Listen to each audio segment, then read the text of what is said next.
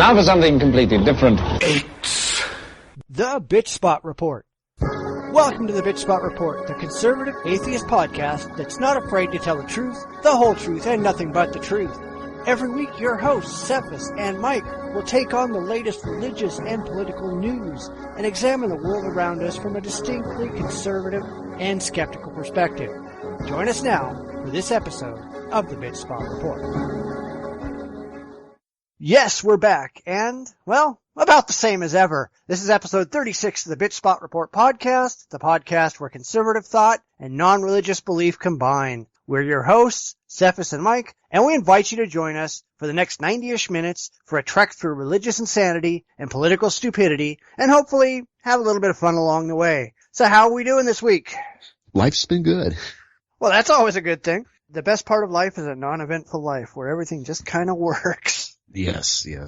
Actually, it's been kind of fun, going through some of these stories, that we're going to do tonight and sending you all these stories. I didn't know I was good till the end of November. So it was like a big treasure trove of wonderful goodies. Yeah. Well, I don't usually go through them that fast, but I mean, I could throw up stories from here till the end of time because religion and politics are the gifts that keep on giving. Yeah. No, I was just kind of amazed. I was like, oh, here's a good story. Boom. Cephas, off to see, Yeah, let it go. Let it go. We got to talk about this one, that one, and we're going to talk about them too, so. Yeah. And we're good. Yep. Well, we're always pretty good. We'll try to be. Yeah, that's what she said. Anyway, first I wanted to start off with something that I don't know that it necessarily pissed me off, but it's always a good thing to talk about, so let's do a segment of things that pissed us off.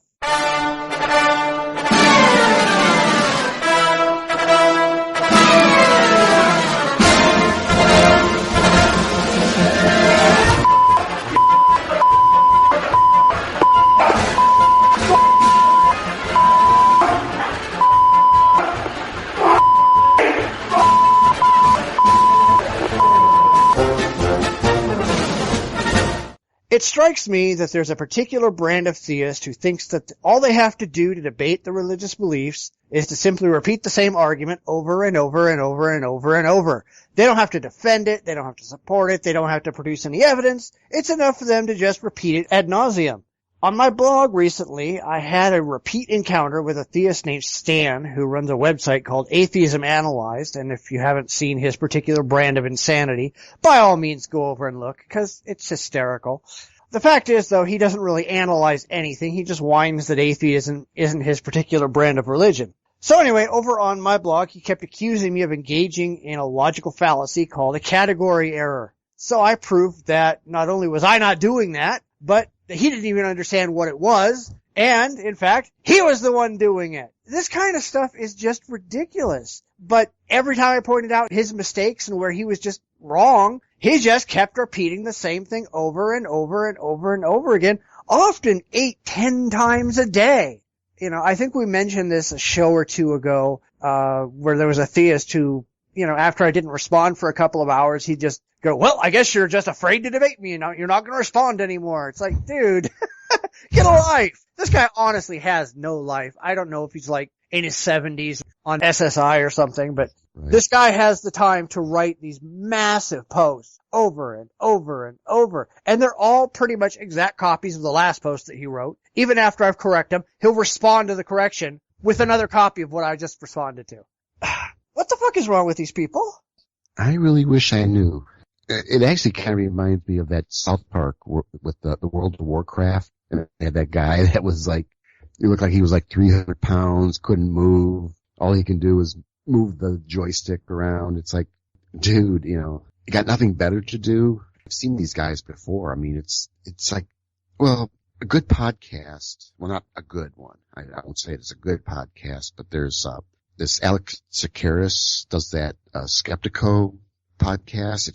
It's terrible. This thing is, and he's gone after skeptics, and arguing about science and how science is a democracy. And we all have to debate, the facts and stuff like that. And everyone keeps telling him, no, that's not how it works. You identify the facts, you present the facts, people will agree or disagree. That's the debate part. But ultimately, you can't change the observation to fit your preconceived notions. This guy believes that there's life after death, things like that, out-of-body experiences, things like that, that there's these, this kind of paranormal crap that, but he keeps going on. I'm here to have a debate, and it's like, well, there's nothing to debate.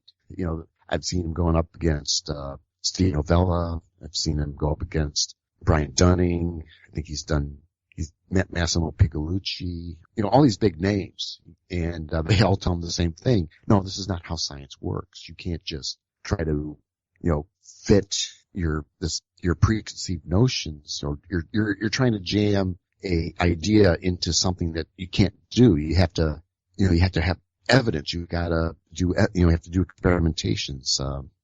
One of his favorites was, the psychic dogs. They had the study where one dog, and they watched them over a day, whether the dog, if the dog knows when its master is coming home. And, kind of basically it was pretty much disproven that this really happening. The dogs just every hour or so would run to the window and then run back. It's all kind of like it was like a random event. But this guy just doesn't get it. You explain to him, this is how science works. There's observations. You collect data, you analyze the data, and then you present the data, and then you keep doing it again and again. Unless you can come up with your own data that supports something else, don't try to argue away the science that we have. And he, like I said, he never gets it. And then he does these really shitty things, like, after the interview, he goes, well, I kind of thought it over, and I think this was wrong. It's like, you're having a debate with the guy online. Then you go off the line and says, well, you know what? Well, I should have said this, or I should have done this, and so I'm right, type of thing. I'm like, fuck you. Yeah. Well, it's funny because this week, they were doing like an Ancient Aliens marathon on History Channel where they don't do any history. Right. But, I caught a couple of episodes, and the way that they frame things in that show is they'll kind of like present, a scientific, rational idea, and then they will turn around and say, but some alien theorists think this. And then they'll start presenting all the alien theorist crap as if it held as much weight as the scientific stuff. They think this, therefore it's exactly the same as the other stuff, so we're going to treat it that way. No, that's not how it works, dumbass. No. Where's your evidence? You have none. But anyway, getting back to Stan and his wonderful nonsense, he kept saying that I was guilty of a category error, which is essentially where you assign an item or an idea that belongs in one category to another category, and then make assertions about the thing that apply to the other category, but not to the one it really belongs in.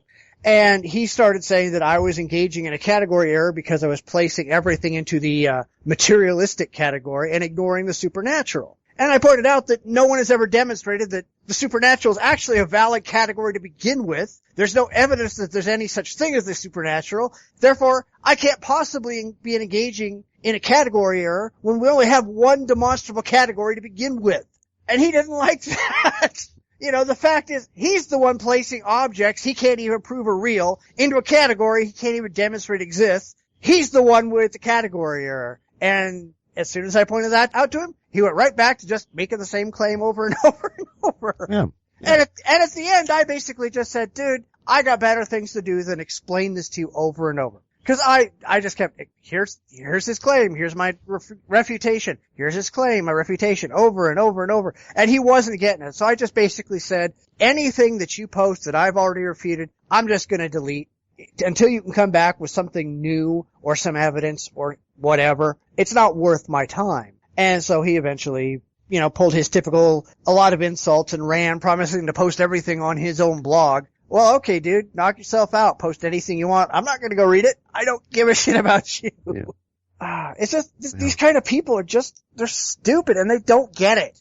Well, that's it. I don't think anytime, like with Sakaris, he just doesn't get it. This guy doesn't get it. It's like, we have logic, we got rules, we got, all this stuff. And then they bend the rules to fit them. Fortunately, that's why I don't get too involved with the online discussions, is because of that kind of stuff. It's always the same, I'm right, you're wrong attitude. And anything you say is going to be wrong. It's like, no. If you're going to have a discussion, you have a discussion. You don't attack or that type of stuff. And it's just, like you're saying, this guy just doesn't get it, and he'll never get it because he's so locked in his little world. Right. This isn't a discussion as far as he's concerned. This isn't a debate. He doesn't understand what debate means. Debate means you have to defend your own side. He's just supremely convinced that his side is right, and nothing anybody says can ever prove his side wrong. Therefore, all he has to do is state that his side is right, and he wins. And he just, no matter how many times you explain the reality to him, he doesn't get it, because he doesn't care. Yeah. This isn't about discussing which side is right. This is about him explaining that his side is right, and anything that disagrees with his side must be wrong. And I'm really convinced that debating theists is just pointless, because they all go like that. Right. They can't debate a position. They can only assert a position. They can only make claims about a position. They can't actually show that their position is actually right. So, Stan, more power to you, dude, but, you go back to preaching to your choir, and I'll go back to doing actual science, logic, and reason. Thank you. Next. Next, yeah. All right, well, let's do some news. And now the news. Soldiers are being trained to use lethal force to neutralize threats to our national security. That's what this is about. Now, I'm getting a little agitated here. I'm kind of worked up about this, but that's what this is about. And the military is identifying, the trainers are identifying to soldiers that are going to be using lethal weapons. These are the people that you may have to take out. Here are the enemies you've got to watch for. Here are the enemies we may have to use you to neutralize. Do you realize the significance of this, where the military now is being conditioned to use weapons on the American Family Association? The American military, the soldiers, are being conditioned in their brains to think of evangelicals, Tea Partiers, the American Family Association, and the Family Research Council as domestic enemies that may have to be neutralized by lethal force, because that's what the military exists for. The military exists to kill people and to break things to preserve national security. That's why they exist. That's their job. They're entrusted with lethal force to use it when it's necessary to stop threats to our national security. And our own military, Fort Hood, saying, hey, soldiers here at Fort Hood, the people you got to watch out for, you may have to turn your tanks on, are American Family Association. You think about this, it would not be illogical next year at the Values Voters Summit in Washington, D.C., to have military troops surrounding the Omni Hotel, afraid with cannons and water guns and who knows what else, and the whole bit, the balaclava and all that, to protect themselves from this incipient riot from these evangelicals, these values voters who they think represent a threat to domestic security. Yes, the good old American Family Association is once more rearing its absurd paranoia and telling Christians that the Obama administration is ready to mobilize the military to take to the streets and kill them. AFA spokesman Brian Fisher has warned that the armed forces will use lethal force against Christians and Tea Party supporters, and that they may use the military to surround next year's Values Voters Summit. According to Fisher, the soldiers are being conditioned in their brains to think that evangelicals, Tea Partiers, and the American Family Association and the Family Research Council as domestic enemies that may have to be neutralized by lethal force. Geez, guys, you paranoid much? Definitely. I mean, God. I mean, it's like, I remember when it was the MIAC report. They listed all these, subversives, the NRA, I think, made the list. All these organizations that are, pro-gun, pro-religion, I think even some of the, homeschooling, and all the nutcases they just flipped out. There's actually a list of subversives, and we're on a list, it's like, apparently they don't listen to themselves when they talk, especially like Alex Jones. I mean, he's talking about, taking back the country and doing all this stuff. And, it's like, dude, you sound like you want to start a revolution. you're inciting people to commit crimes, and you don't believe yourself worthy of a list of dangerous people. And, here, this guy, I mean, they think they hold that moral high water, the whole, that they're the truth, they're the light, they're the enlightened ones.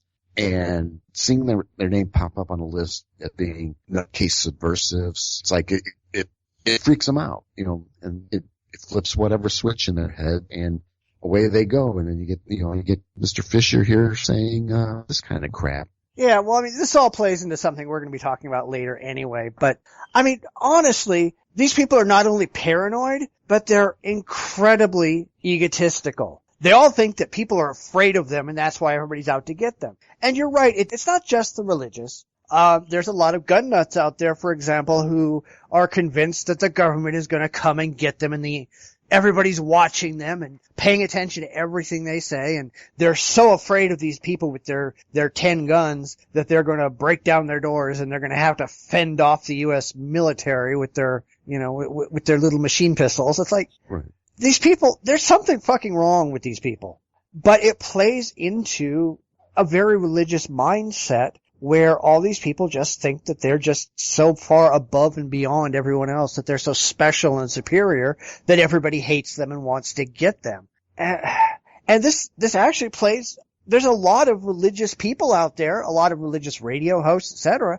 This is their message. They're gonna come and get us. They're gonna hunt us down. They're gonna shoot us, and they're gonna, do something evil to us because they're so afraid because we're so much better than they are.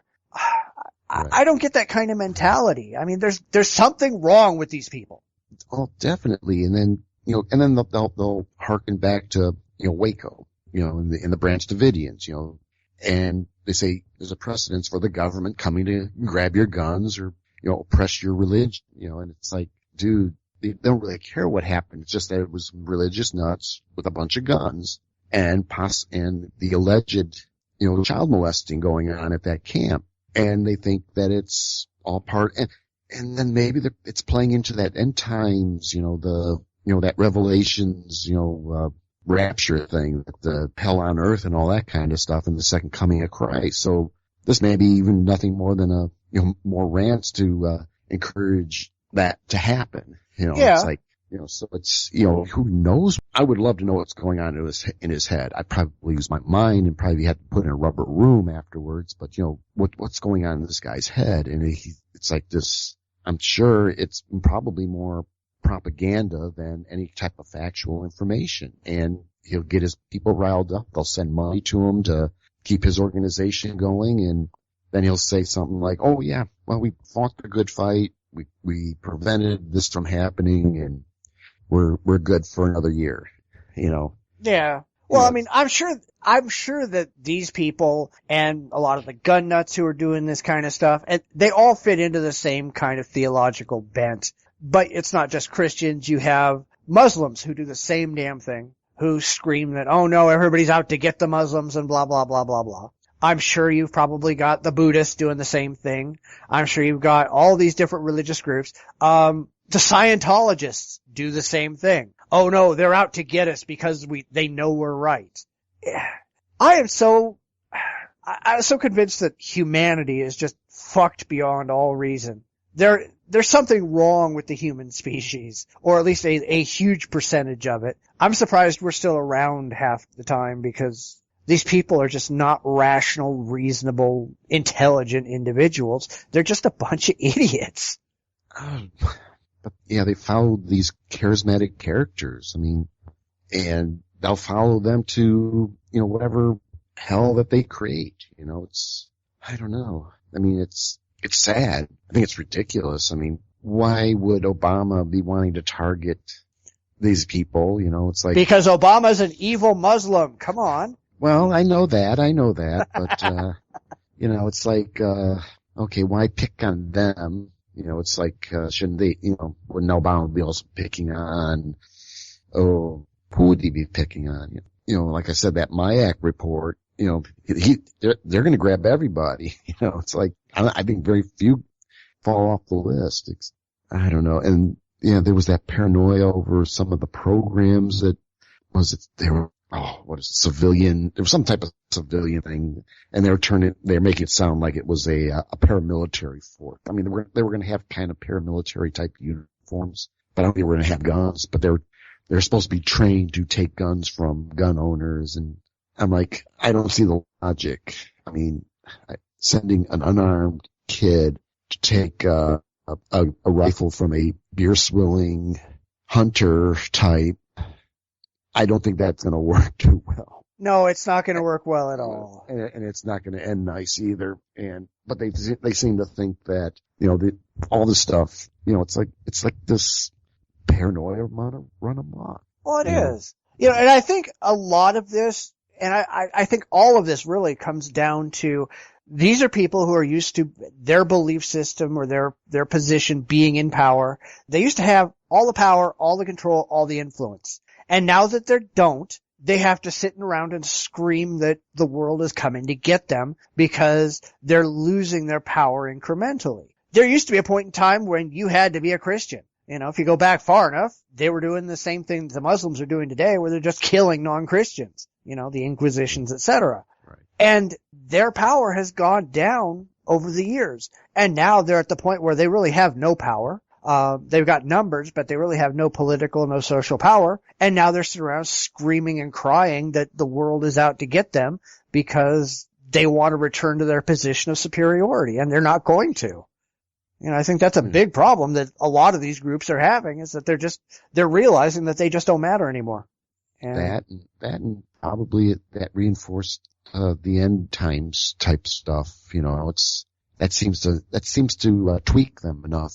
Yeah, but they've been saying the end times are coming for 2,000 years. Right, but it's like, it's that reinforcement of, and maybe wanting to, because there's those bunches that want to precipitate Jesus' second coming. Rebuild the temple, and stuff like that. It's like, so I'm wondering if there's an end times mentality tweaking that paranoia and thinking this is it. The armies of marching toward Armageddon, it's like, and we're then putting them in the middle of, like we're going to be the ones in the middle, between these two great armies trying to destroy us. The Obamas and the Muslims are going to wipe us out, so it plays upon that paranoia, and, that means Armageddon's right around the corner and the second coming of Christ. So they're like, whatever, it's all that heaven and hell, that stuff that's been pounded in their heads, that, be right by God and you'll go to heaven. If you're not, you'll burn in hell, and all that kind of, the paranoia. And, and again, he's just capitalizing upon that. It's probably going to bring him in, a few extra $1 million this year to, fund his nuttery. Yeah. Well, I mean, to be real honest, I'm not that worried about, the end of the world kind of stuff. I don't think that there's any nation out there that's really crazy enough to launch nukes or anything like that. Where I would be more concerned is if these people who want the end of the world to come around, who think it's going to bring Jesus back, if they get into a position of power where they can start throwing nukes around, and they do it on purpose to destroy the planet. I'm more worried about that than I am about any political nonsense that's going on. Right. These people are fucking scary, and they've proven that they have no sense whatsoever in their head. Well, anyway, speaking of crazies, let's go ahead and move on. Dave, I'd say you ought to say no to the Girl Scout cookies, too. I mean, I don't want to support lesbianism. I don't want to support Planned Parenthood, and I don't want to support abortion. And if that be the case, I'm not buying Girl Scout cookies. Now, I suppose if you take a big fat black magic marker and say, here, give me that box, and you start marking out all of the references to the Girl Scouts of America on all the boxes, then maybe we're not promoting that organization anymore, and I'd be willing to buy it, okay? Maybe so. Maybe it's not food offered to idols anymore if I have the opportunity to scratch out references to the Girl Scouts of America on the boxes of the Girl Scout cookies offered to me at Safeway. Those are some pretty expensive cookies you're eating, though. Yeah, that's true. And you have to, at some point a Christian has to say, the earth is the Lord's and the fullness thereof. I understand that. But I just where you spend your money, actually, it does count. It does, and I don't want to promote a wicked organization that is, according to its own website, doesn't promote godly womanhood. It just doesn't. I don't see anything that promotes godly womanhood. The vision of the Girl Scouts of America is antithetical to a biblical vision for womanhood, friends. It's antithetical to it. Please, I beg of you, do not buy Girl Scout cookies. Please, I beg of you. Stop buying Girl Scout cookies.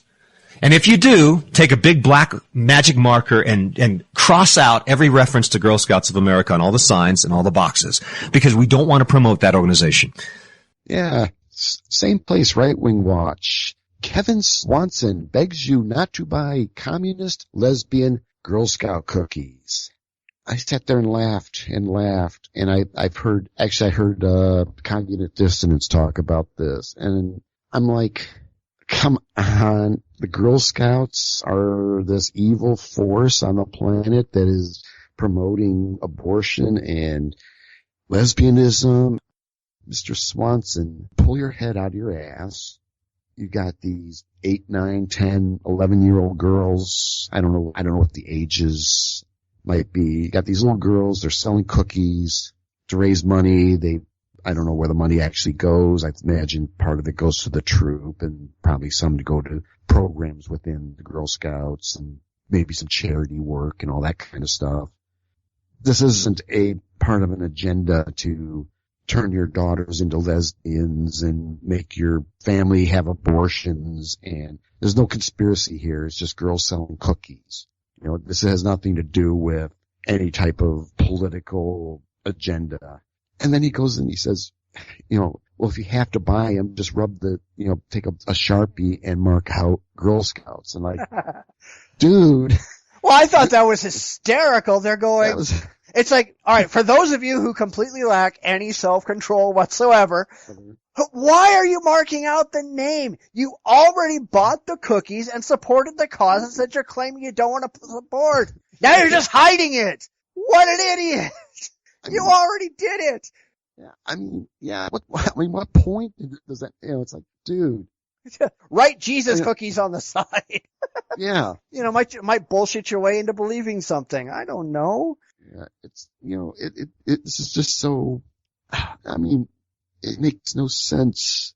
Why the Girl Scouts? Why pick on the Girl Scouts? I don't understand even that. And it's like, because they're little girls. They're little girls. Not only that, but they've also been one of the few voices of reason out there. Unlike the Boy Scouts, the Girl Scouts have always accepted gay scouts and gay scout leaders. They've always supported, a much more rational, secular agenda. Unlike the Boy Scouts who hate the gays and, are pro-religion and all this other stuff. But if you look at the recent changes in the Boy Scouts, we all know which way the wind is blowing. They're becoming more like the Girl Scouts. The Girl Scouts have been a great organization.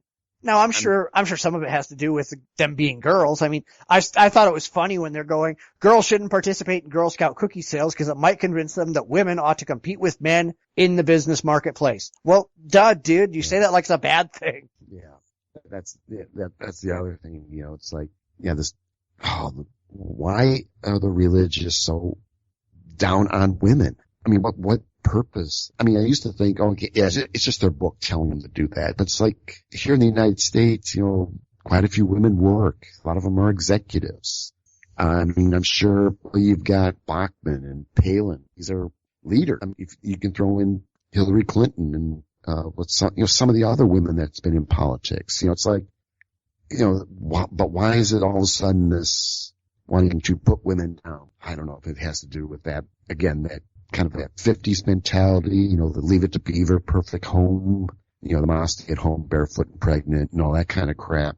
And it's just this guy trying to go back to that. I wish I knew. And like I said, he's picking on the Girl Scouts, we're talking, progressive, educational, it's that same thing. Anytime women wanting to be educated, women wanting to, join the workforce, whatever. Well, like the Saudi women, there's that big protest, there's these women driving cars, in, I don't know if that's punishable by stoning, but that's a pretty serious thing. And, people are freaking out over that in Saudi Arabia. And, why is it the Taliban shooting girls in a school? It's like this religious oppression of women. I don't understand it anymore. It's all about power. It's all about power and superiority. It always has been. Well, yeah, but it's like, if it was that, I mean, I think they would have been more vocal when it first started, when women, right after World War II, women get back to your stoves and that, but that women discovered, hey, I can do the jobs just as well as a guy could. And they started going out into the workforce, gaining these extra freedoms. I mean, the pill freedom from, having to bear children, or they can decide when to bear children. All these different advancements. And, now it's like the genie's out of the bottle. Now there's these assholes who want to put the genie back in. And if you have to pick on the Girl Scouts to do it, I mean, what a man, Yeah, but you have to remember, these people have been saying the same thing since the 50s. It's just that you've now gotten a point where lots and lots and lots of people can say lots and lots and lots of things, and nobody can stop them. And so it feels like there's a lot of people saying this, when it's not really any more than it ever used to be. Plus the fact you've got these people who are just paranoid about the changing world, and they're trying very hard, like you said, to stick the genie back in the bottle. Yeah. Okay. I can do that. I mean, but like I said, this is just such a sad story, and I don't know. We've talked about Swanson before, right? Yeah, several times. He's a complete loon. Yeah. And, I don't know. I guess, yeah, between that, Pat Robertson, the clinkers. Oh man. It's like, come on guys. It's time to let it go. Find a new way to push your bullshit, but you're too late. Give it up, Yeah, but the problem is they'll never change. They can't change because to change would be to admit that their religious bullshit was bullshit in the first place. So you'll never see any of these people ever change. It's not going to happen. Because if they change, then all of a sudden they have to give up their religious beliefs and they have to move on to something else. That's a good thing, but that's not how they think. If they think at all, but we know they don't. Apparently not, and especially in these past two stories. They're definitely not thinking. Yeah, but every story we go through, they don't think. I mean, these people are they're delusional fanatics. That's all they are. And there's tons of delusional fanatics all over the planet. And you can't reason with the delusional fanatics. So I really don't know what we're going to do. I guess we're just going to wait for them to die out, because every successive generation, there's less of them. But damn, if there was something I could do to just get rid of them all right now, I'd do it. It's got to be something. I don't know.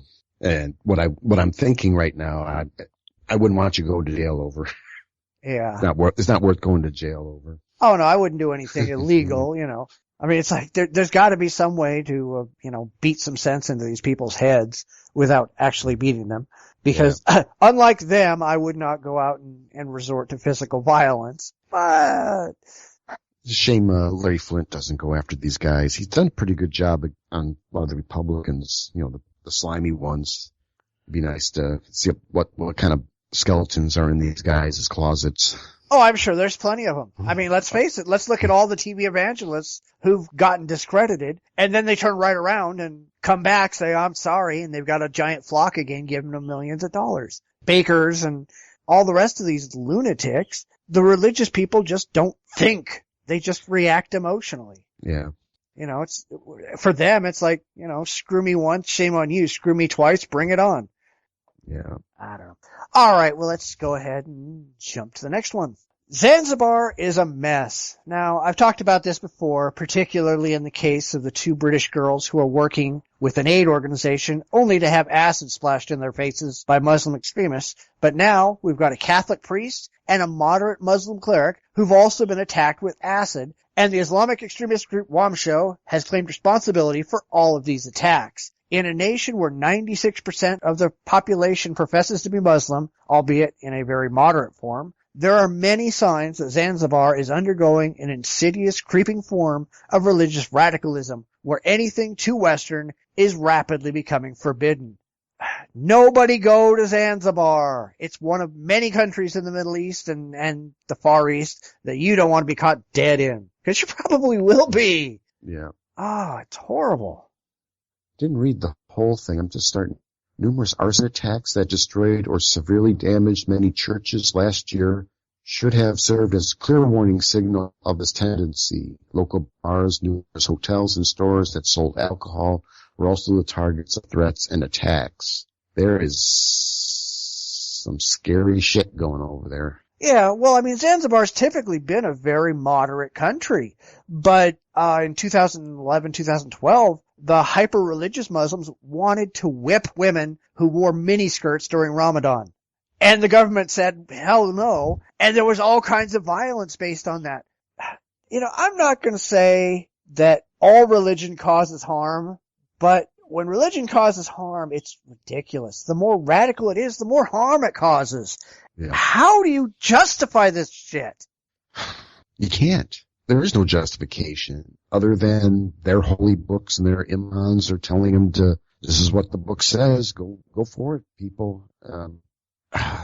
There is no rational, it's just scary sad. Yeah, well, I mean, and it seems to be a tendency with Islam for moderate nations to become more extreme. I mean, look at Iran and the transition from the Shah to Khomeini, or, you know, the Muslim Brotherhood that we've talked about recently in Egypt. You've gotten these countries that have been very moderate, more or less westernized Islamic nations, and as soon as there's a problem, all the crazies come out. It's all the fundamentalist fanatics who come out and wear vests and blow people up and shoot people and, you know, teach this religious violence nonsense. Yeah, I want to say, the country that they're going to introduce whipping and stoning for women? Oh, Brunei? Brunei, yeah. Yeah. I'm like, what? You know, it's like this step backwards. I mean, you know, we just talked about, you know, here in the States, you know, this, you know, belief in going back to the 50s, you know, that type of, course, these people are trying to get back to the Stone Age and before that. You know, right, it's like, right. You know, I don't know I don't know what to think about it. I know it's one of those. I'm trying to say this nice. Don't bother. I don't want to sound too bad because it's like I think when we talk about, you know, 'cause we're fighting a war in Afghanistan. I mean, what are we fighting for over there? And we scream human rights and we say, you know, you should be doing this, you know, you can't be oppressing minorities and women and all this kind of, you know, this type of stuff. And then you get these countries. To be honest, I would be very happy to see our army go in there and kick these people out, go into each of these countries. I mean, that's about the only thing I can think of, and just saying, but then of course, then there'll be the charges that we're pressing Christianity on these people. So that's where I would probably argue against it, you know, because it probably won't serve the real purpose of getting rid of these criminals. I mean, that's what they are. They're criminals. They're they're endorsing crimes of violence against other people. And if we're going to be a police force, let's be a police force and kick these guys' asses. You know, go in there to Iran, and I mean, if it means going into Saudi Arabia and say, hey, Saudi Arabia, stop what you're doing. We'll give you 6 months to clear your laws, impose civil rights, do all this stuff, or we're coming in and we're going to do it for you. Yeah, but you would never be able to do that because no matter how many people you take out of the government, there are more behind them waiting to step right up. You'd have to take out 80% of the population. Exactly. And actually not even, you'd probably have to wipe the whole country out. I mean, literally, that was one of the things one of my comments about the time 9/11 happened, and, you know, the guys in the room were saying, oh, we should nuke, I think they were talking, they're just saying Middle East. We should just nuke the Middle East, turn it into a field of glass. And I go, that ain't gonna work. You're going to have to go house to house and kill everybody and kill everybody, you know, and then it'll end. Until that happens, and I don't think this country is even close. And I don't even like the idea of going house to house, person to person, and taking them out. You're going to have to clear out, you know, I don't know how many Muslims that are crazy. All of them. Well, but I think all religious people are crazy to some degree. Right. I mean, if we're talking 3 million, 10 million, 100 million, maybe. I mean, that's the kind of numbers we're looking at. 2 or 3 billion. Right. We can't do that. No. And we can't do it. We'll never do it. We could pretend to police, but that's not going to work. I mean, unless we could somehow convince these people you're being a bunch of douchebags. You're being a bunch of assholes. But they don't care. And until that can happen, and it'll never happen. I mean, their Quran says this is okay, and their imams are saying it's okay. So I don't know. Yeah. Well, I mean, a large portion of humanity is crazy, and that's a problem. That's just the reality. They're never going to change because they don't think they have to. They think they're doing it right. If we were to go around the world and just kill every single irrational person, we'd get a population of about 1,000 people.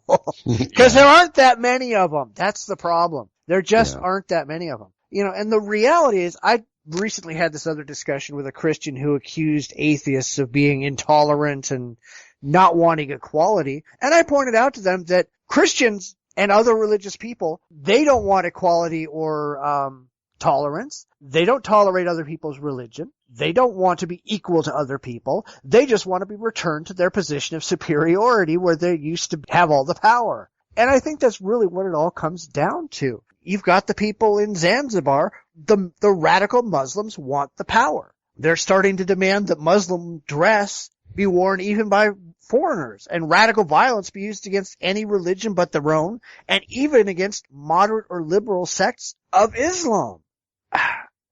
These people are not interested in being good neighbors. They're not interested in being part of the world community. These people want to run the fucking planet. They don't want to be, there's nothing reasonable about what they want. There may be some reasonable Muslims out there, and I'm sure there's a lot of really nice, wonderful Muslims, and I know a couple who are really good people, but these are the people who they know how to keep their religions to themselves. They don't spend all of their time running around trying to force it on others. They sure as hell aren't out there shooting other people. They do what they do. They believe what they believe. They don't try to push it on anybody else, and they're just good people. I'm cool with that. I don't want to kill those people. I don't want to kill the good Christians who are out there being decent human beings who just happen to believe some crazy religious shit. I don't want to kill anybody, but I'll go after the people who are out there throwing acid in people's faces, and I'll go after the people who want to, who've got this religious paranoia that we were talking about before. Those people, we don't need them on this planet. Those people just need to go away. Yeah. Oh yeah. It's just ridiculous. I get so sick of this crap. And we do these stories week after week, and we talked about it last week, where it's really depressing to do those religious horror show stories. Yeah. But damn, this is all depressing. Yeah, definitely. There's definitely good people out there, and there's good people who are religious. I don't have no beef with them. It's when you start getting these, who wants to, or think that it is proper to throw acid on their faces, the shooting children, then these people gotta go.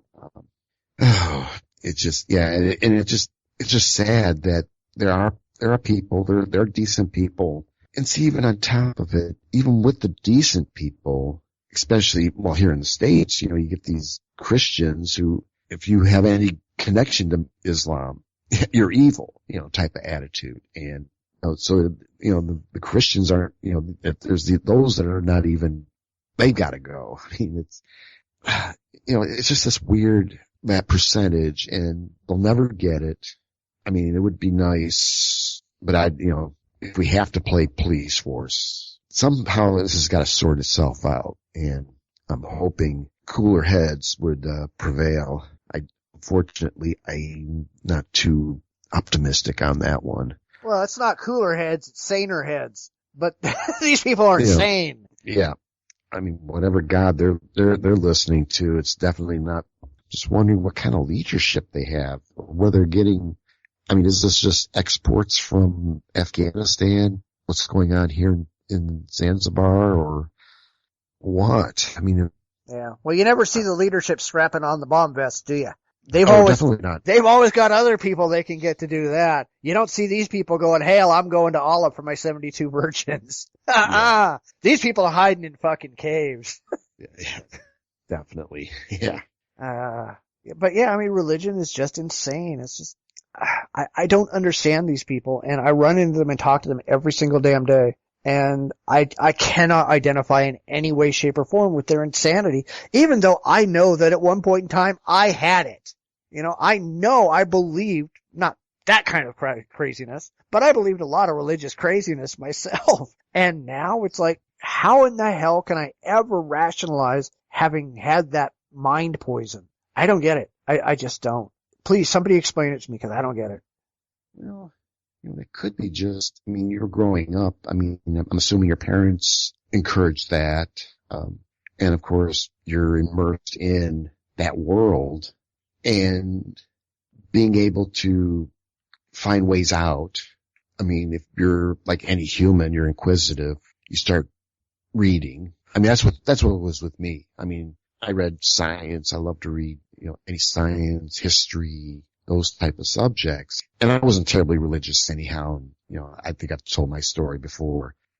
And so realizing, that there was this cooler world out there and how, science and how life evolved and all that kind of stuff. It's like, well, that kind of beats up on creation. And you start realizing, that the religion is kind of, not as important as, of course, I'm also growing up when, the United States was pushing, we need scientists, we need engineers, we need mathematicians, that type of stuff, with the space program going full blast. So I was probably being weaned, and my parents encouraged that, the science. And, so fortunately, there was those ways out. I have a feeling a lot of these people don't have that way out. They don't have access to knowledge. That's what it comes down to. And that's what seems to be happening. You try to get an education over there, they're going to shoot you. Yeah. We talk about Malala, but that's hardly the only story. There's, if you go looking, there's case after case after case where you've got these crazy Muslim fucks going into girls' schools and just shooting the place up. That's not, that's just the way they are. Yeah. And I'm sure that if they could get away with it, you'd have a bunch of crazy Christians in this country going around shooting up abortion clinics a lot more than they do already. Right. These people are not reasonable, rational human beings. Yeah. Well, that's why there's that boom in homeschooling. They're taking them out of the evil public schools or even the evil private schools and teaching them themselves. And, and perfectly well they're getting that full dose of heaven and hell, and evolution's bad, and creation is right on. Yeah, I don't know. Something's got to be done. We're getting to the point, and I think back in the 50s and 60s and 40s, that kind of an era, things weren't quite as crazy. You didn't have this massive variation across the scale where, you might have had a couple of crazy religious fucks, and you might have had some far atheists on the other end. But in the middle, it was pretty moderate across the board. Right now, it's the extremes. You've got the hyper extreme religious people on the one side, and we've got the hyper extreme atheists on the other. And in the middle is largely going away. It's either going extreme one way or extreme the other way. And all the really rational people in the middle, or all the real moderate people in the middle, they're kind of going away. And that's a problem. Yeah. I don't know. Yeah. Well, anyway, let's move from one brand of crazy to another brand of crazy. You're up. Oh, yeah. My crazy. Okay. This is coming from the Genetic Literacy Project. Michael Pollan as GMO denialist dupes credulous New York Times. Michael Pollan is a big deal, arguably the more influential on agriculture policy than the Secretary of Agriculture, and certainly one of the most powerful figures in journalism. He is the author of 5 books, all bestsellers, professor of journalism at the University of California, Berkeley, and one of the most cited and quoted commentators on food and the farm in the world, with more than 330,000 followers on Twitter, many of whom consider him a hero. Although the public perception of him is just the opposite, he is not a reputable science journalist or, by his own admission, an objective reporter on organics or agriculture. Why? Because Pollan dissimulates when it comes to discussing agriculture, genetic engineering, GMOs. He fiercely rejects the characterization that he is a dyed-in-the-wool opponent of genetic engineering, as he put it, and judiciously selects interviews he presents himself as a moderate on the controversy. But apparently this guy has been a denialist and has pretty much pressed forward that GMOs are bad. Here we have a journalist who has written numerous articles. He has a following, and he's pretty much anti-GMO. Problem is that he's lying to everybody about it. And this is one of those things that really bug me. I mean, this may be more worthy of a rant than a story, because I know I rely heavily upon journalists, writers, authors. I'm sure you do. And to do like this show and my other show, I want to be as honest and informed as I can be. So having somebody like this making up stories, writing bad stories about evils of GMO, apparently he's more into organic. He's been heavily promoting organic farming, but he's been pretty much anti-genetic modified foods. And it's like, fortunately, I'm not that well versed. Oh, I shouldn't say that well versed, but I understand GMOs. I used to work for Monsanto's, if that counts for anything. Well, that makes you evil. I know. Actually, yeah, I was there. I was working for NutraSweet at the time when it was owned by Monsanto, and the big thing was Roundup Ready soybeans. That was the big product that was being rolled out. That was going to save Monsanto. Actually, they were moving away from the chemicals, trying to get into agribusiness and stuff like that. And the idea it was that you could plant these soybeans along with buying Roundup, and you can increase your yields, and you don't have to work as much to get a yield of soybeans and that type of thing. It was looking pretty good, and oddly enough, very few people were complaining about it. They thought it was a great idea. There was no backlash to it. I think it's more of a more recent where people have been anti-GMO, and I mean, the nice thing with the GMO is you can use less pesticides and herbicides, all that kind of stuff. So you're using fewer chemicals, getting larger yields, basically. You know, because like even with the rice, yellow rice, and that controversy, but that has the potential of saving thousands of lives every year, and they're opposed to it because it's genetically modified, and guys like this who have promoted it or have been opposed to it in these newspapers and in books and so on. And I mean, I really have this thing about journalistic integrity, just out and out lying to the public. I mean, really, no wonder that the printed word and the newspapers are going down the toilets pretty fast, because you got guys like this who, for whatever agenda, he's destroying the credibility of the papers. And I know we're both bloggers, but the bloggers are picking up the tab on this, and you've seen some blogs, and I mean, I know I've seen quite a few of them. I mean, it's like, what is right anymore? I mean, I've seen InfoWars, Alex Jones. I love picking on that guy. You see so much crap. WorldNet Daily, just it's a plethora of insanity there. And this is where we're getting our information from. This is where people are getting information from.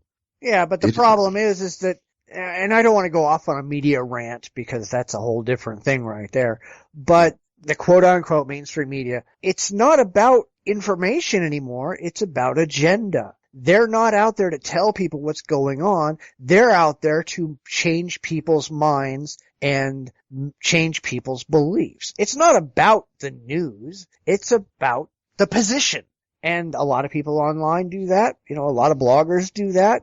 A lot of, big sites do that. And it was actually hysterical. A couple of days ago, there was a news story I watched where one of the, I don't even know, I don't think it was like Bill O'Reilly or not, somebody like that, but, they were talking about how the media is the media is no longer about telling the news. It's all about bias, et cetera, et cetera, et cetera. And then they're pointing to like MSNBC and all this stuff. I'm going, dude, Fox News. They're acting like their side doesn't do it. Everybody does it. Both sides do it. There is no just media source anymore. There's just, I'm telling you what position to take. It's just ridiculous. Yeah. And especially this, I mean, and the importance of GMO, I mean, in this story, the importance of GMO is going to be to feed this planet.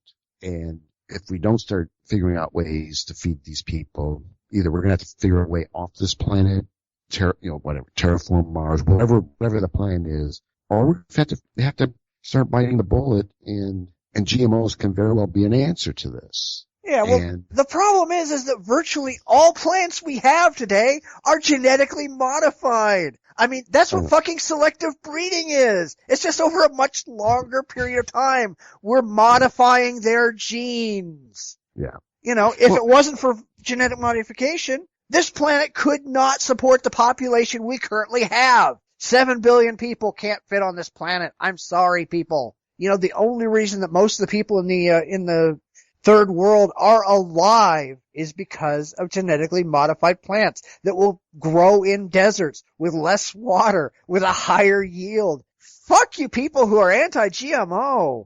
Yeah. You're just telling those people to die. Yeah.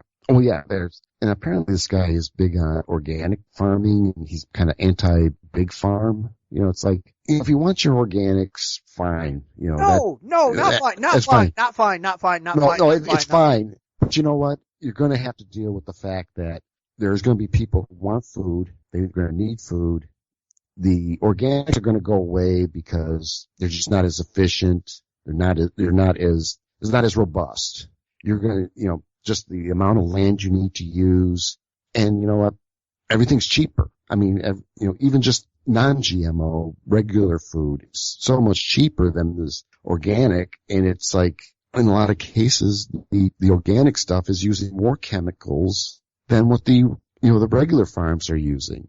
So, I mean, if you want your organic stuff and you believe you want your organic stuff, grow a garden in your backyard. Knock yourself out. But it's going to be, you're either going to have non-GMO factory farms or you're going to have GMO. One or the other. And more than likely, it's going to end up being GMO. Yeah, well, the problem is organic foods are less efficient. They use more chemicals. They are more expensive. They cannot feed the population of this fucking planet. We've already proven it. They produce more pollution. They produce more waste. They use more water. There's nothing good about organics. I'm sorry for all you yuppie fucks, but you guys are just out of your goddamn minds. And you know what? I love it. Organic salt, I just saw this. Or non-GMO salt. I'm like, is it gotten that bad that people are just this so hung up on GMO? And apparently, salt. How can you have non-GMO salt? You don't grow salt. Salt has no genetics. Apparently, the iodine, the iodized salt, apparently they add some fructose to it, and apparently that fructose, if it comes from, which is usually coming from corn, GMO. But again, what these people don't understand is we're dealing with chemicals.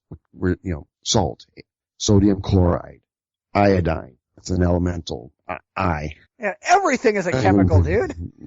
True, but it doesn't, and the chemicals don't care if the plant it comes from is it doesn't care if it's organic, if it doesn't care if it's non-GMO or if it is GMO. It doesn't care. The molecules all look the same. The body looks at it the same. Whatever. And there's actually a group to oppose. They want non-GMO salt, and I'm like, it's just insane.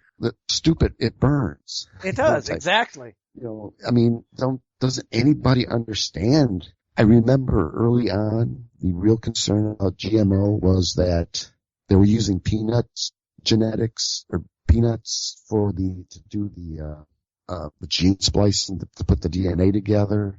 That was like 20 years ago. I haven't seen anything major.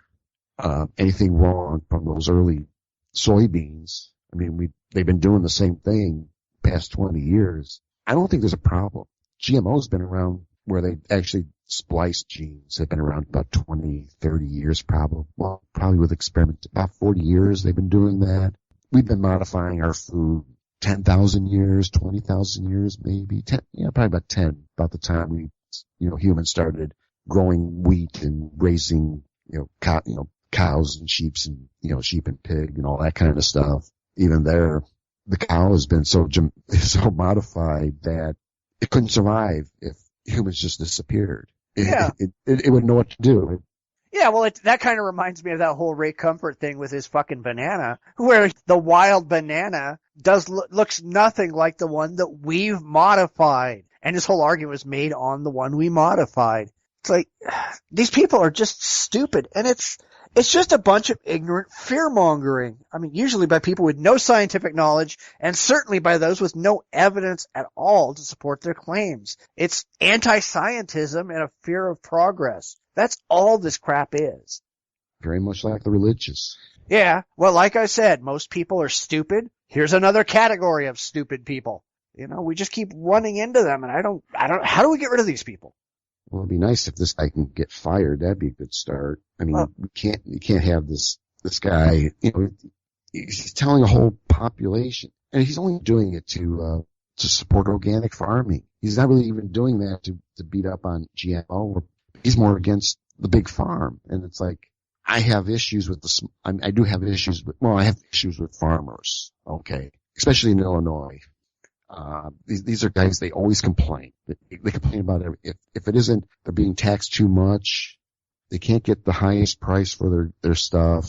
The equipment's cost too, and they even complain about the insurance, where they buy insurance for, the crop damage insurance.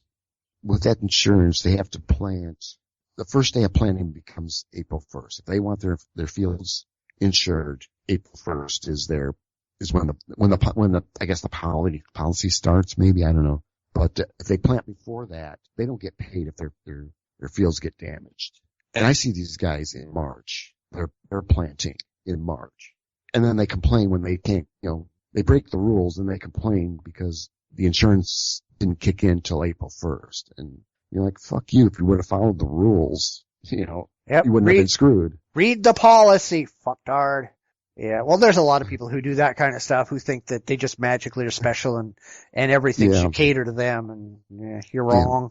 Yeah, and these little guy farmers, I saw that one show about, this guy was abusing his hogs, and I actually had the luxury, or I shouldn't say luxury, but I had the honor to talk to a bunch of factory farmers. It was in North Carolina, hog farmers.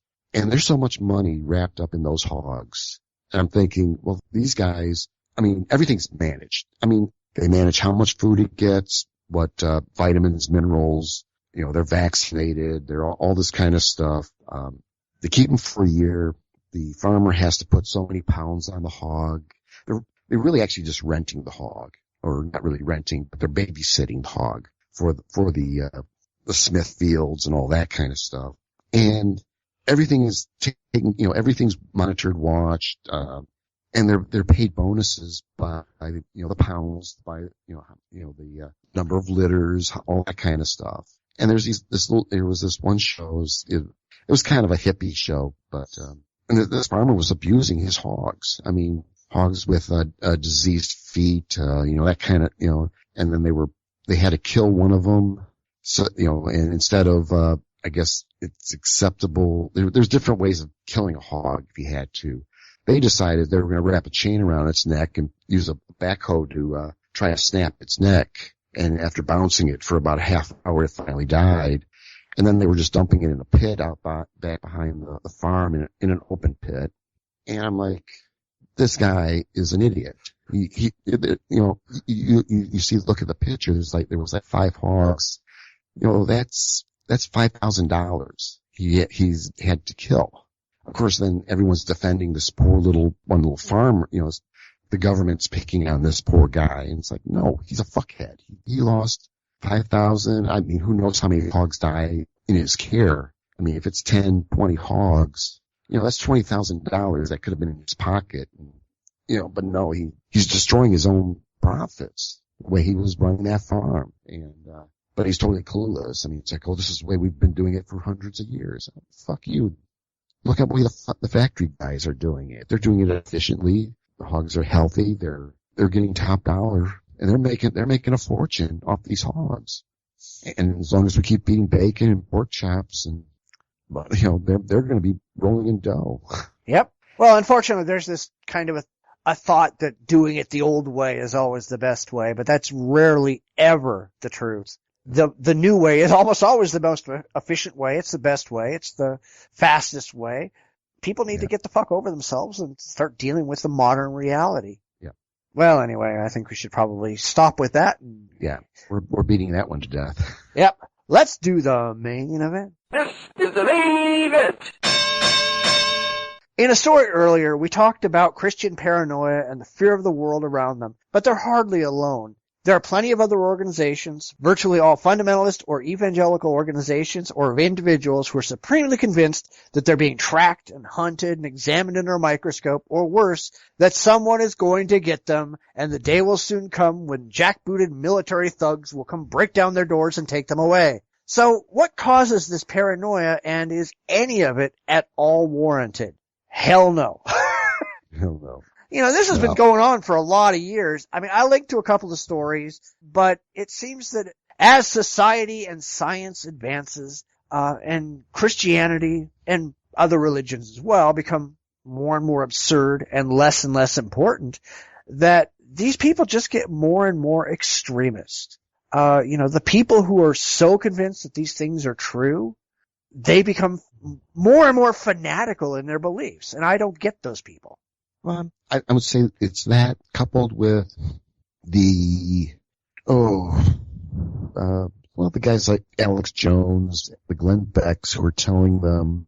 I mean, it's reinforcing it. They're getting from their pastors. They're the Swansons and those guys are all saying all this stuff's happening to you. Then you got guys from the outside saying the same thing, and then it doesn't help when the government screws up at Waco, and maybe to a lesser degree Jonestown, Jim Jones and the mass suicide there.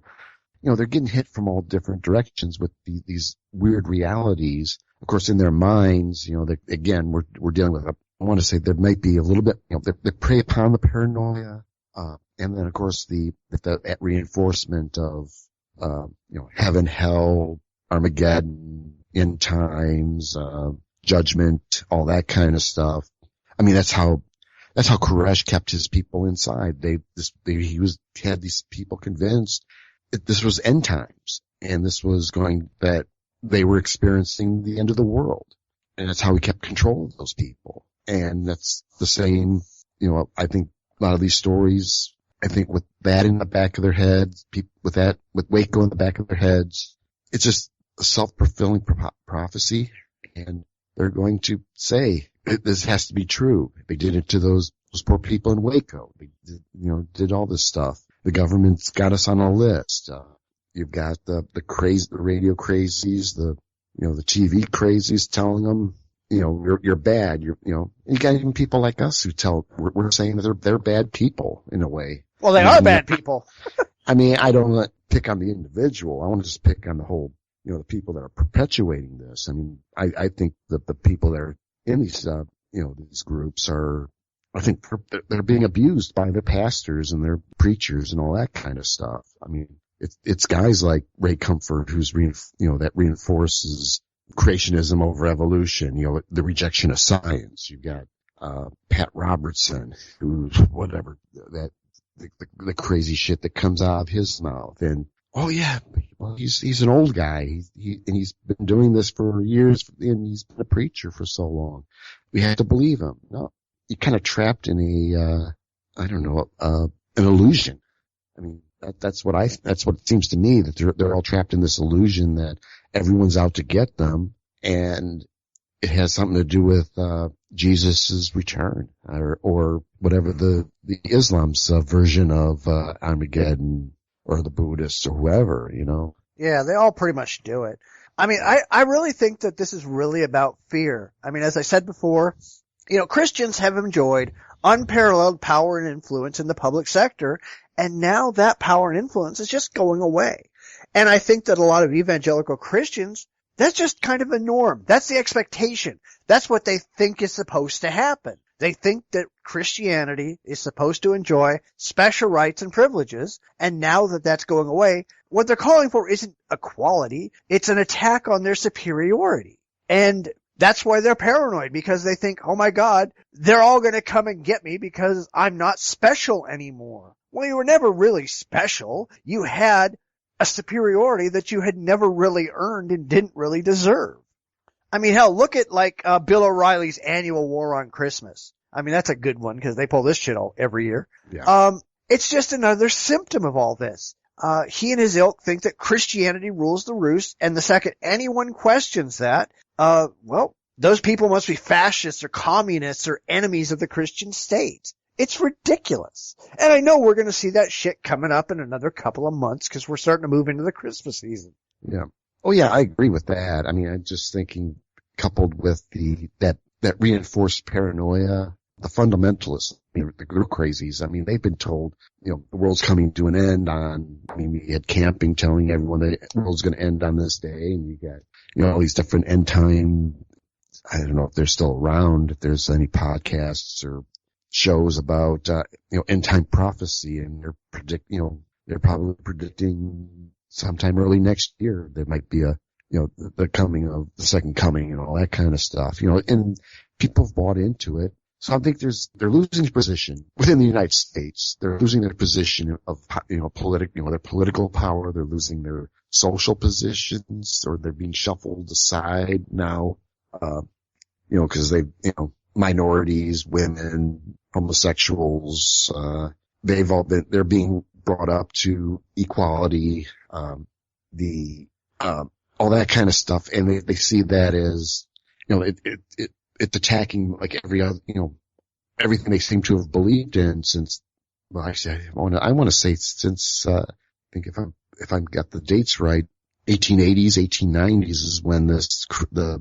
Christian, I think they started, it was about the time where, they started, this has to do with slavery, or not slavery, racism, and kind of when the blacks began to vote and actually get elected to office, the Southern Democrats, freaked out, and, that's when Jim Crow started becoming into vogue, I guess, and, eventually with, the various, segregation in the army, all that kind of stuff within the federal government, Wilson's, reluctance gave, whites more power. And these were, of course, from the South, heavily religious, and now that's changed. That's all going away.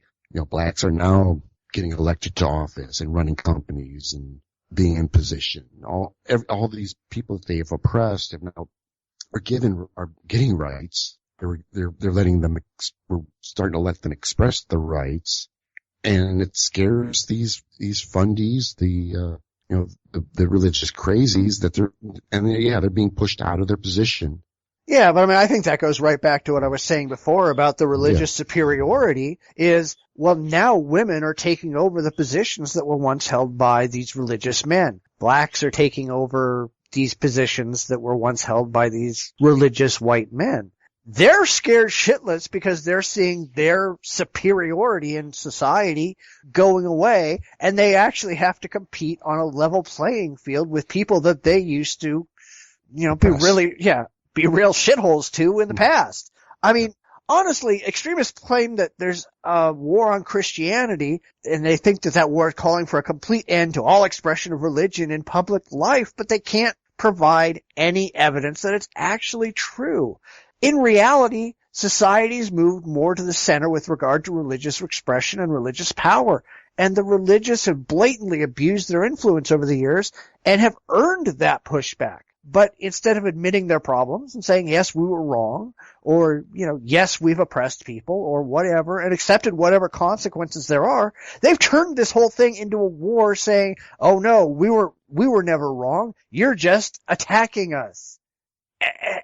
Are they just trying to avoid the consequences for their own actions? Or are they stupid? Well, probably a little bit of both. Yeah, in denial. There's that denial aspect. I mean, they can't see past what they've known all their lives. I mean, these are people who've been, I'm sure, like the Pat Robertsons and the old timers. It's, these guys have, all their lives, whites have always been superior to blacks. It's always the Christian God is more superior to the Jewish, to the Islamic gods. It's like when they see that that's not true anymore, one, it's scary. I mean, been brought up this for, you've been doing this 50. I mean, I don't know how old Roberts is. He's in his 80s now. About 430. 430? Okay. Yeah, 430 years of... That fuck won't die. Whatever. 430 years of just the same bullshit, all this, it's probably scaring him shitless that his world is going away. His perfect world is changing. But that's the reality. The world always changes. Yeah. There is no constant except change. Yeah. Yeah. I mean, I've heard the arguments. I mean, I've heard people argue, well, even at work, over safety. There's some obvious stuff. I mean, people are going to get hurt at work. So why do we have to do this? Why do we have to be this? My general answer is, hey, the company wants this. This is their safety policies. If you want to keep working here, I'd say we follow the rules. But I kind of see his point. Like sometimes the rules do get kind of weird, but you know what? I'm good with it. I mean, these rules do not change anything. It's just, I'm in these refineries all the time. I mean, if I do something unsafe, I don't go home. And that may be my last time on this planet, I mean, one wrong move in the wrong spot. I mean, I'm vapor, and, there's a safety rule out there. I'm going to follow it because I want to go home at night. I'm not going to argue, well, that seems kind of, why not? No, this is the rule. This is what they want to do. I'm good with it. I'm doing it. If you want to argue, they got a safety department. You can talk to them, but I'm good with any safety rules. And I see these old timers who, well, there's this video. There's this guy. He's worked. It was at an Exxon Mobil, or actually, I think at the time Exxon. Worked there 20 years. So nothing ever went wrong. So he had he cut the sleeves off his Nomex shirt. He had I don't even think he tucked his shirt, stuff like that, basic safety stuff, because you're supposed to have long sleeve shirts and stuff like that. Well, he goes out, he takes a truck out to fix a valve or do something with a valve. He's supposed to shut the truck off. He left it on. He went over to start working on the valve. The valve sprung a leak. The vapors found the running engine. Boom.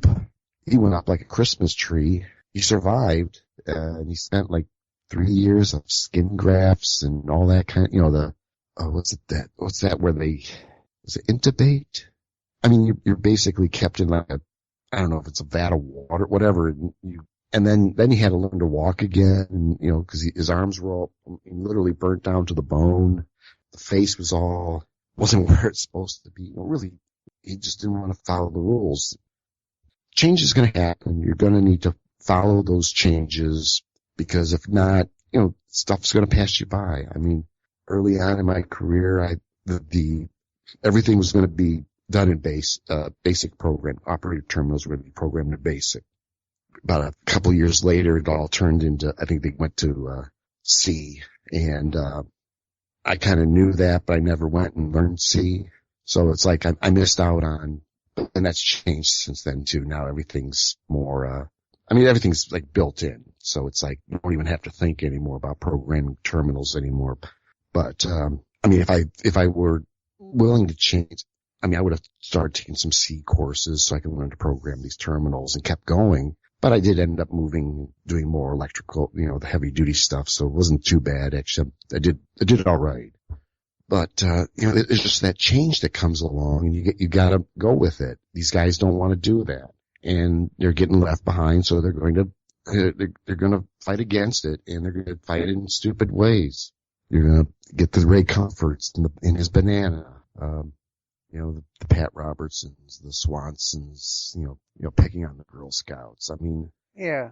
And maybe it's a good thing that they do this because it shows how shallow and uneducated and how stupid they are, and the problem is that there's going to be, for every person who sees that, I bet you there's 2 people who are saying, oh, he's right. The banana is form fitted to my hand. So it's, I don't know. Yeah, it's just dumb. Yeah. And like I said, I mean, I know there's always been this harping about questioning the government, and that's healthy to do. I mean, we should, question our government. Why are you doing this? Why is this? I mean, there is a point where you could, then you get into that crazy, well, is this part of a conspiracy? But it's always been encouraged to question the government. Why do we have to have this health care? Why do we have to do this with immigration? Why can't we have, whatever? We're supposed to question. And I think people should be questioning their religious leaders. Unfortunately, they don't do that, so. Yeah, that's a problem. Yeah.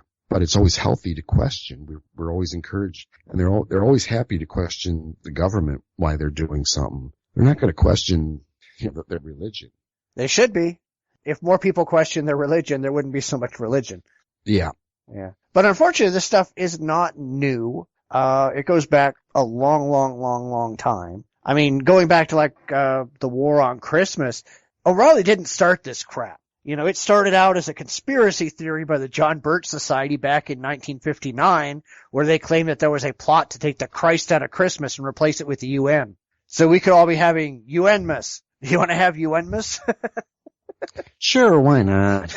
just as good. And I think it's really funny that if you go back to the mid-1600s, Christians actually banned Christmas as a pagan celebration. Yeah. I mean, there were laws in place that no business could close its doors on Christmas. Now, I wonder how that worked if Christmas fell on a Sunday, since you couldn't have any business open on a Sunday. But I'm sure someone got stoned over that one. Yeah. But I mean, they had town criers going through the streets on Christmas Eve yelling, "No Christmas, no Christmas." That must have been a really shitty job. Running around telling people that something wasn't going on. Aren't you supposed to announce what's actually happening, not what's not happening? I think that kind of goes against the concept of town crier. Yeah. Tell them something, not that there's nothing. Or you'd be going around, be running around on Wednesday going, "It's not Friday! It's not Friday!" Okay, thank you. I just don't get any of these people. I mean, there's just something fundamentally fucked up in their heads where they think that, they've got the whole world locked down and they're in charge and anything that goes against them is automatically wrong. And, these people can't justify any of their beliefs. And probably 86% of the planet, if you're going to go by how many Christians there are in the U.S., are just completely fucked up and probably need a lobotomy. Or maybe they've had one and nobody told them. Or didn't take. Yeah, the lobotomy didn't take. You need to go back and get some more, cause. Yeah. I mean, I really wish I could understand the mentality. Like I said, I think a lot of it is fear. I mean, definitely. I'm sure there's some paranoia thrown in there. Definitely with their beliefs being attacked. Granted, I think rank and file probably doesn't believe it. It's, we're the idiots, not them. But of course, with their leaders saying, yeah, you're right. They're all crazy because they don't believe that, the world was created in 6 days and all that kind of stuff. And I mean, certainly if they did start changing their minds and start realizing how ridiculous this whole thing is, the churches will empty out, the mega churches will start filing bankruptcy, and of course that would be a good thing, but the poor Joel Osteen will have to probably sell off a couple of his $1 million mansions. What was that story? There was one guy he bought a $1.6 million home saying that, God got it for him. I mean, Pat Robertson losing his television show. They're not going to do that. Yeah, unfortunately, but. Yeah, I think that's probably more of the driving force is the almighty dollar. Yeah, I mean, that's all it really is today. And like I said, that goes right back to power. These people want power, so they get money, so they get influence, and it's all just a vicious circle. Yeah. They get the job so they can get the khakis to get the, yeah. then they can get the women. Yeah, and you notice they all have the women too. Got the women or the little boys. Yeah, whichever way they swing. Yeah. All right. Well, we should probably call it a week. Let's call it a week. All right. Well, thanks for stopping by for another episode. Wait a minute. You're not stalking us, are you? You're not following us just to send your secret Bigfoot snipers after us, are you? No, we're not quite that paranoid. Besides, it's only paranoia if they're not really out to get you. So until next week, remember you can find us on Facebook, Google+, Stitcher Radio, iTunes, Twitter, and our very own website, where we provide special tinfoil hats. We'll see you all again sometime soon. Take care. Don't panic. You've been listening to the Bitchspot Report podcast with your hosts, Cephas and Mike. You can follow us on Twitter respectively at Bitchspot1 or at JDRipper1962. Please visit our website at report.jdragononline.com. We're on Facebook at facebook.com/The B-Spot Report. We're also on Google+, iTunes, and YouTube. Those links are at our website. We'd love to hear from you. You can reach us via email at report@jdragononline.com. Comments, ideas, and suggestions are always welcome. We'll be back next week with another fun and fact-filled episode. Please tune in again.